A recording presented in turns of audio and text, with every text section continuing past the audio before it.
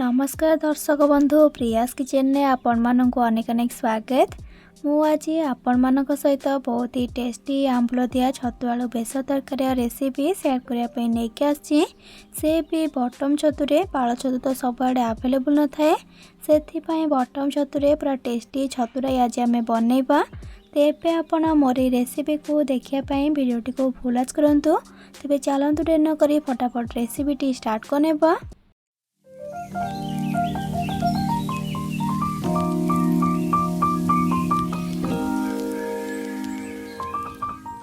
छतु आलू बेसर तरकारी बनवाई प्रथम तो आमको निहाती छतु दरकार हो। ये देखो मुझे 500 ग्राम बटम छतु आउ ताको भल भाव में धोईकी काटिकी रखी। आपन चाहे पाल छतु कि को भी छतु को लेकिन यहपरी छतुराई बनई पारे। आउ छतुर क्वांटिटी आपण हिसाब से कम अधिका करके नहीं पारे। एबे को साइड कर देकी गैस ऑन करके गोटे कड़े को बसेबा। आउ कड़े गरम हो गला परे 2 बड़ चामच देबा सोरिष तेल। आपन चाहे रिफाइन तेल भी बनई पारे, किंतु सोरिष तेल रे बनइले तरकारी अधिक टेस्टी बनी थाए। तेल भल भाव में गरम हो गला परे सेथिरे आलू को पकेबा। एठी मो 2टी बड़ साइज आलू को लेकिन तार चोपा को छड़ेकी एपरी लंबा लंबा करके काटिची। एबे आमे गैस फ्लेम को हाई रखिकी आलू को आमे लाइट गोल्डन ब्राउन कलर जाए भाजी नेबा। पाखापाखि 3 ରୁ 4 मिनट खंडे 3 ରୁ 4 मिनट हाई फ्लेम रे भाजला परे एठी आपण देखि पारछंती आलू हमर एठी लाइट गोल्डन ब्राउन कलर की भाजी गलानी। एई परे भाजी जा परे ताको गोटे बाउल को काढी देकी साइड रखिबा। आउ सेही सेम तेल रे दे देबा छतु को। एबे हमें सेथिरे आधा छोटा चामच हल्दी गुंड पकेबा।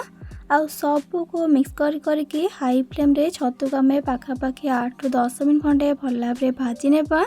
बा छतुरु पानी बाहरिकी पूरा ड्राए होगी छतु भाजीबा जाए भाजीबा। यही स्टेज रे जमा भी लुण पकेबेनी, कारण लुण पकई नेला परे बहुत सारा पानी छतुरु रिलीज होता है। छतु भाजिया भितर चलतु तरकारी पाई गोटे मसला पेस्ट प्रिपेयर करनेबा। सेथिपाई मिक्सिंग जार रे देबा गोटे बड़ चामच सोरिष, गोटे छोट चामच जीरा, 10 ରୁ 12 कला रसुण, गोटे इंच अदा आउ 3टी दौजी कंचा लंका। आपण कंचा लंकार मात्रा आपण हिसाब से कम अधिका करके दे पारिबे।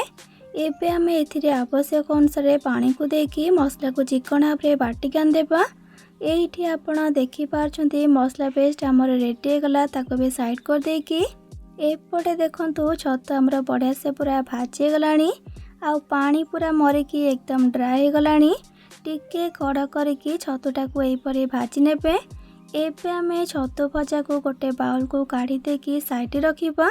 आउ से सेम कड़ी रे दे देबा बेसी नाई 2 छोट चामच सोरिष तेल। आउ तेल गरम हो गला परे 1/3 टीस्पून पंच फुटण पकेबा। आउ फुटण भल भाव में फुटीगला परे सेथिरे पकेबा पियाज। एठी मो गोटे मीडियम साइज पियाज को लंबा लंबा करके काटी देछि। एबे आमे पियाज को मीडियम फ्लेम रे लाइट गोल्डन ब्राउन कलर जाए भाजी नेबा।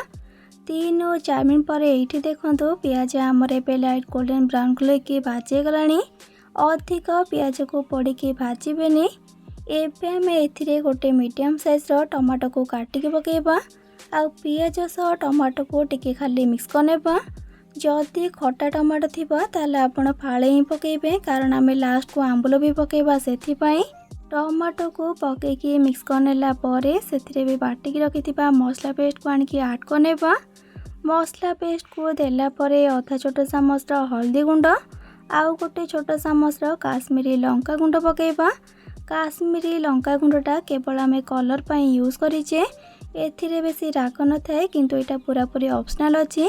आपन चाहे दे पारिबे नले संपूर्ण पे स्किप मध्य करि पारिबे।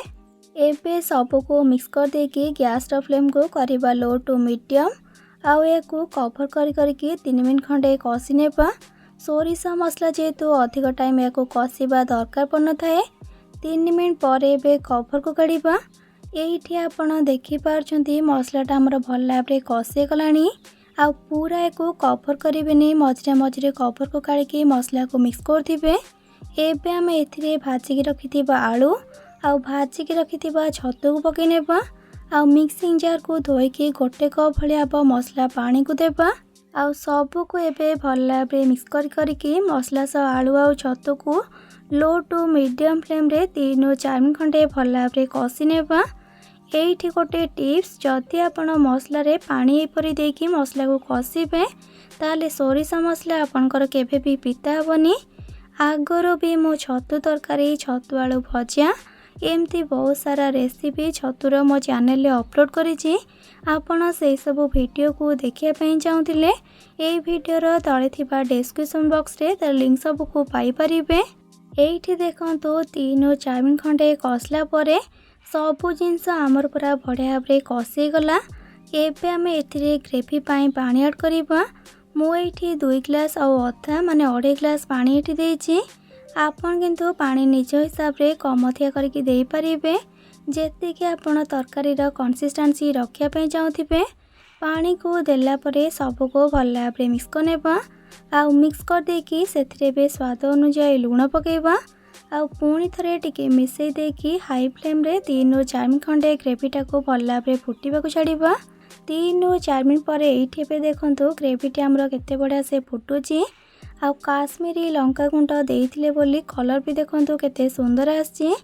एबे हम एथिरे 2 खंड आंबुल पकेबा बा जेते कि आपन को खट्टा पसंद आपण आंबुल देई परिबे। एबे को टिके मिसई देकी लो टू मीडियम फ्लेम रे 10 ରୁ 12 मिनट खंडे फुटै नेबा। 10 ରୁ 12 मिनट पर एठी बे देखंतु आंबुल दिया छतु आलू बेसर तरकारी हमर एठी रेडी गला। एबे हमें गैस रा फ्लेम को ऑफ करनेबा। तेबे आपण मो पारे रेसिपी को घरे नियतिया पर ट्राई करंतु। आ बने के खाइला परे किपर लागिला कमेंट सेक्शन में जणा पे जमा भी भूलिबेनी। भल लागिथिले प्लीज वीडियोटी को लाइक करिवे, सांग मानक सहित शेयर करिवे। चैनल नुआ थिले प्लीज चैनल को सब्सक्राइब करनेबे। आ पाखरे थिबा छोट bell icon all option click करिवे जाद्वारा मो अपलोड करथिया मो समस्त वीडियो नोटिफिकेशंस आपण सर्वप्रथमे पाई परिबे। तबे आज रोची पुणी आसबि नुआ एक रेसिपी नहीं कि से पर्यंत रही। लव यू ऑल, जय जगन्नाथ।